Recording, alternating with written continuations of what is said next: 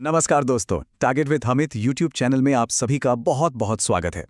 आज की इस क्लास में हम एक बहुत ही इंपॉर्टेंट और एग्जाम के लिहाज से ज़रूरी टॉपिक को बहुत ही आसान और डिटेल तरीके से समझने वाले हैं। ये टॉपिक न सिर्फ आपके एग्जाम के लिए ज़रूरी है, बल्कि कॉन्सेप्ट क्लियर करने के लिए भी उतना ही इंपॉर्टेंट है। इसलिए इसे आखिर तक ज़रूर देखिए, क्योंकि हर एक पॉइंट को एग्जाम्पल्स के साथ स्टेप बाय स्टेप समझाया गया है। तो चलिए दोस्तों, बिना टाइम वेस्ट किए शुरू करते हैं आज की हमारी क्लास। कभी सोचा है कि एक छोटा सा बच्चा जो सिर्फ हाथ पैर हिलाता है, वो धीरे धीरे सोचना, तर्क करना और बड़ी बड़ी प्रॉब्लम सॉल्व करना कैसे सीख जाता है? ये सवाल सिर्फ किताबी नहीं है, ये हम सबके बड़े होने की कहानी के सेंटर में है। और एक इंसान थे, जीन पियाजे, जो इन सवालों से इतने फैसिनेटेड हुए कि उन्होंने अपनी पूरी जिंदगी इसी बात को समझने में लगा दी। तो चलिए उनके इस कमाल के सिद्धांत की दुनिया में चलते हैं। अच्छा, पियाजे से पहले ज्यादातर लोग ये मानते थे कि बच्चे का दिमाग ना एक खाली बर्तन जैसा होता है जिसमें बस ज्ञान भरते जाओ। लेकिन पियाजे ने आकर इस पूरी सोच को ही पलट दिया। उन्होंने कहा नहीं, बच्चे खाली बर्तन नहीं बल्कि छोटे छोटे साइंटिस्ट होते हैं। वो अपने आसपास की दुनिया के साथ लगातार एक्सपेरिमेंट करते हैं, चीजों को छू कर, फेंक कर, देख कर, और इसी तरह वो अपना ज्ञान खुद बनाते हैं, सिर्फ उसे रटते नहीं हैं। ये एक अकेली सोच ही एजुकेशन की दुनिया में एक क्रांति ले आई। तो सवाल ये उठता है कि अगर बच्चे छोटे साइंटिस्ट हैं तो उनके टूल्स क्या हैं, उनके औजार क्या हैं?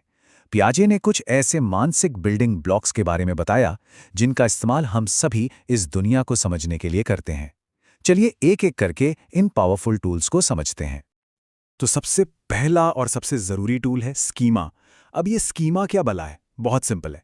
सोचिए, हमारे दिमाग में जानकारी के लिए ना छोटे छोटे फोल्डर बने हुए हैं। जैसे एक बच्चे के दिमाग में कुत्ता नाम का एक फोल्डर है। उस फोल्डर में क्या जानकारी होगी? 4 पैर होते हैं, एक पूंछ होती है और वो भौं भौं करता है।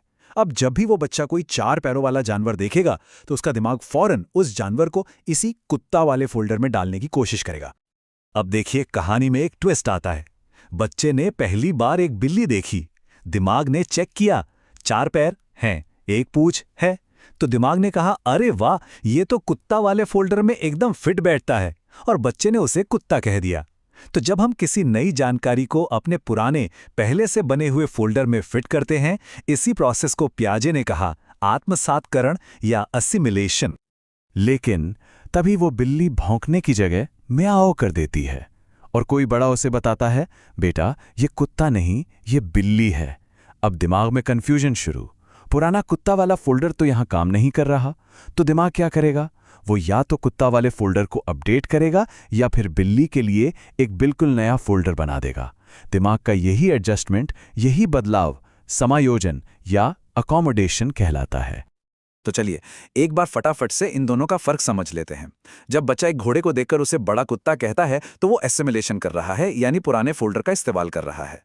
लेकिन जब वो ये समझ जाता है कि ये कुछ अलग है और दिमाग में घोड़ा नाम का एक नया फोल्डर बना लेता है, तो वो अकोमोडेशन कर रहा है। असल में सीखना और कुछ नहीं, बस इन दोनों यानी एसिमिलेशन और अकोमोडेशन के बीच का एक डांस है, एक बैलेंस है। पियाजे कहते हैं कि हमारे दिमाग का विकास यूं ही बेतरतीब ढंग से नहीं होता। नहीं, ये तो एक शानदार सफर की तरह है जिसके 4 फिक्स्ड स्टेशन हैं, 4 पड़ाव हैं, और हम सब इन पड़ावों से एक तय क्रम में ही गुजरते हैं। तो चलिए इस यात्रा पर निकलते हैं और हर स्टेशन को थोड़ा करीब से देखते हैं। तो हमारी यात्रा का पहला स्टेशन है संवेदी गामक अवस्था, जो जन्म से लेकर लगभग 2 साल तक चलती है। एक नन्हे शिशु की दुनिया में सोचना और करना एक ही बात होती है। वो दुनिया को अपनी 5 इंद्रियों से, यानी देखकर, सुनकर, छूकर और अपने एक्शन से समझते हैं। आपने देखा होगा छोटे बच्चे हर चीज मुंह में डालते हैं। वो दरअसल उनकी अपनी पर्सनल रिसर्च लैब होती है। अब ये स्टेज सुनने में जितनी सिंपल लगती है उतनी है नहीं। सोचिए, पियाजे ने इसके अंदर भी 6 छोटे छोटे सब स्टेज बताए हैं। ये एक ऐसी कमाल की प्रोग्रेस है जो बस रिफ्लेक्स एक्शन जैसे अंगुली चूसने से शुरू होती है और धीरे धीरे अपने शरीर और फिर आसपास की चीजों के साथ एक्सपेरिमेंट तक पहुंचती है।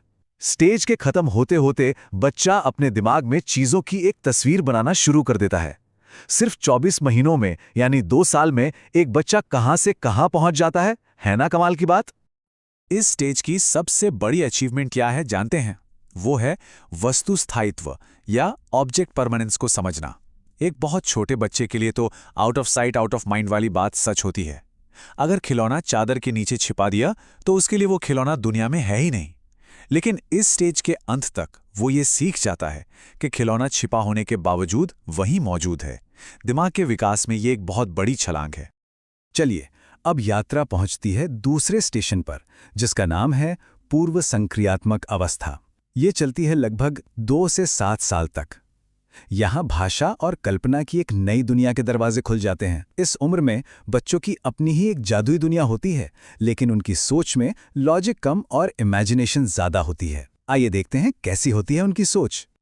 इस स्टेज की कुछ खास बातें हैं। पहली, प्रतीकात्मक विचार, मतलब एक साधारण सा डिब्बा उनके लिए रॉकेट बन सकता है और एक झाड़ू घोड़ा। दूसरी है अहंग केंद्रिता, यानी मैं जैसा सोचता या देखती हूं पूरी दुनिया को भी वैसा ही दिखता है। और तीसरी चीज, आस्थगित अनुकरण, मतलब आज मम्मी को फोन पर बात करते देखा तो कल खुद भी खिलौने वाले फोन पर वैसी ही बात करने की एक्टिंग करेंगे। तो जी, अब हम आ गए हैं तीसरे पड़ाव पर, मूर्त संक्रियात्मक अवस्था। लगभग 7 साल की उम्र के आसपास बच्चे के दिमाग में लॉजिक का बल्ब जलना शुरू हो जाता है।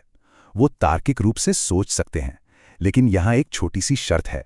उनकी सोच सिर्फ उन ठोस चीजों के बारे में काम करती है जिन्हें वो देख या छू सकते हैं। यहाँ बच्चे 2 तरह की मानसिक सुपर पावर हासिल करते हैं। पहली है संरक्षण, यानी वो ये समझने लगते हैं कि अगर एक चौड़े ग्लास के पानी को एक लंबे पतले ग्लास में डाल दें तो पानी की मात्रा बदलती नहीं है, वो उतनी ही रहती है। और दूसरी सुपर पावर है विपर्ययता, यानी अब वो ये समझते हैं कि चीज़ों को उल्टा भी किया जा सकता है।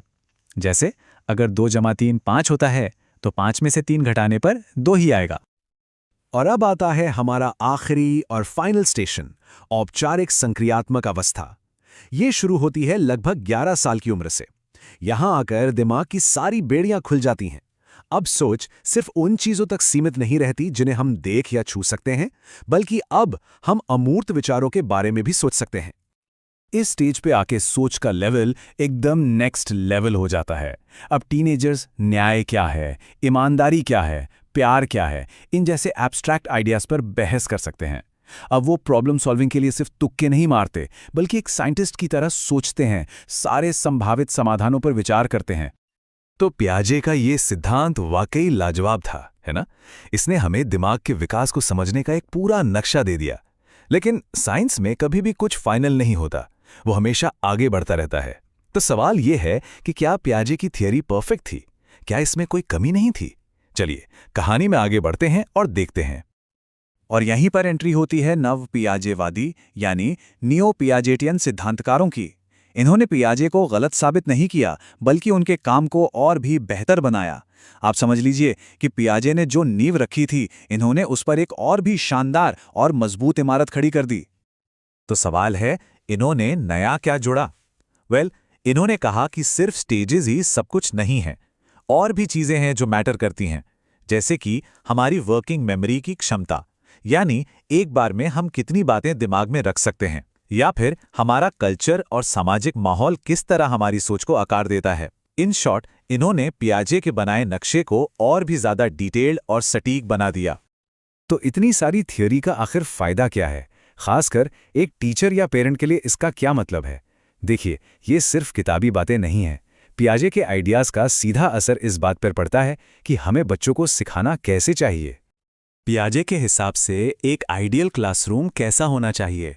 पहली बात, वहां बच्चे चुपचाप बैठकर सुनते नहीं हैं, बल्कि कुछ ना कुछ करते रहते हैं, यानी लर्निंग बाय डूइंग। दूसरी बात, टीचर को बच्चे की सोच के लेवल का ध्यान रखना होता है।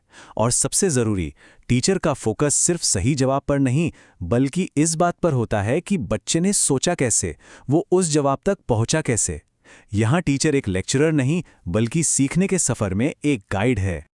ये जो बात है ना, यही पियाजे की पूरी फिलॉसफी का निचोड़ है कि सीखना कोई मंजिल नहीं, बल्कि खोज का एक कभी न खत्म होने वाला सफर है। असली शिक्षा सिर्फ जानकारी रटना नहीं है, बल्कि बच्चों को एक बेहतर विचारक बनाना है। तो आज का ये सवाल हम सबके लिए है, चाहे हम टीचर हों, पेरेंट्स हों या खुद एक स्टूडेंट हो, कि हम अपने सीखने के माहौल को सिर्फ जानकारी लेने की जगह ना बनाकर एक एक्टिव खोज की जगह कैसे बना सकते हैं। इस पर जरूर सोचिएगा। उम्मीद है आपको आज की यह जानकारी पसंद आई होगी। अगर आपको ये वीडियो यूजफुल लगी हो तो target with Amit YouTube channel को सब्सक्राइब जरूर करें। ऐसी ही इजी और डिटेल्ड वीडियोस के लिए बेल आइकन दबाना ना भूलें।